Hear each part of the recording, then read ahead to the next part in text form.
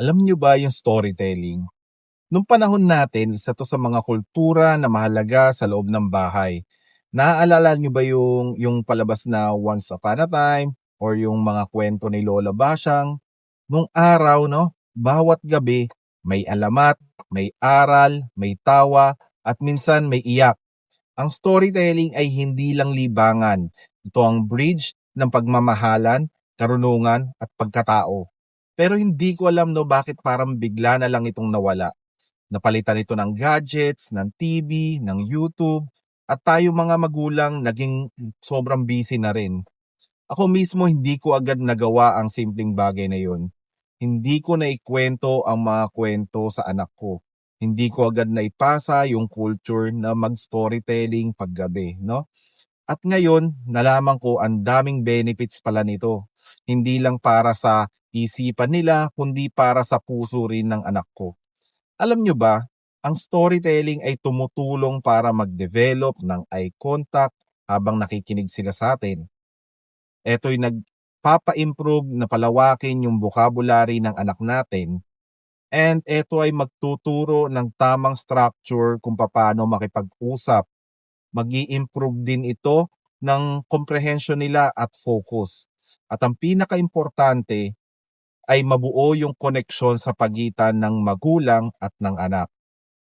Ito yung mga bagay na hindi kayang ibigay ng kahit gaano ka-high-tech na gadget dahil ang boses ng magulang, ang oras na inilalaan natin at ang pagmamahal na ibinubuhos sa bawat kwento, iyan yung bumubuo sa loob ng puso ng isang bata.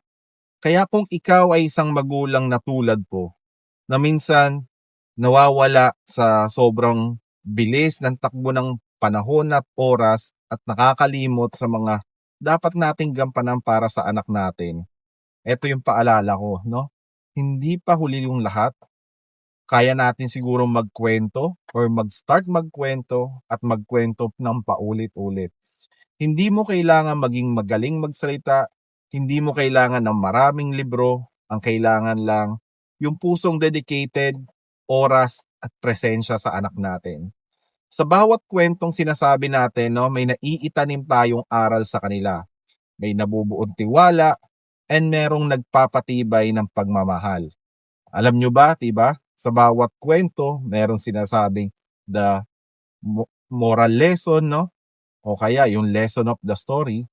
Kaya ngayong gabi, hawakan natin yung libro o kahit sarili lang natin na kwento and simulan na natin to. Isang kwento, isang gabi, isang koneksyon sa puso ng anak natin na hindi kayang tapatan ng kahit anong screen time.